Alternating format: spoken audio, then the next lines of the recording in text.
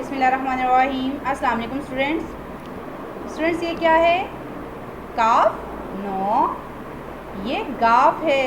Students देखें, काफ के ऊपर तो एक डंडी थी और गाफ के ऊपर दो डंडी हैं, ठीक है, एक और दो तो इसका साउंड क्या होगा?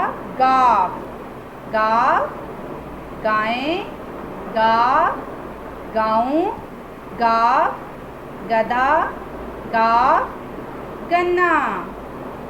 गाफ, गाय, गाफ, गाऊं, गाफ, गधा, गाफ, गन्ना।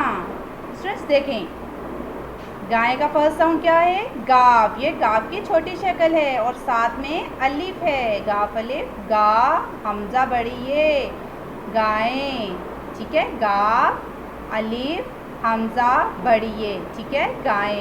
इसी तरह गाँव का फर्स्ट साउंड भी गाफ है, ठीक है, ये क्या है? गाफ की छोटी शक्ल, साथ में अलिफ, हमजा वाव ओ नून गुन्ना, गाँव, गाफ अलिफ हमजा वाव और नून गुन्ना, गाँव। और गधा का फर्स्ट साउंड भी गाफ है, ये देखिए, गाफ की छोटी शक्ल, साथ में दाल। जैसा कि आपको बताया गया है कि जब दाल किसी के साथ जुड़ जाता है तो वो रे की शक्ल तैयार कर लेता है। तो ठीक है, ये गधा नहीं गधा है। गाफ दाल हेलिफा, गधा।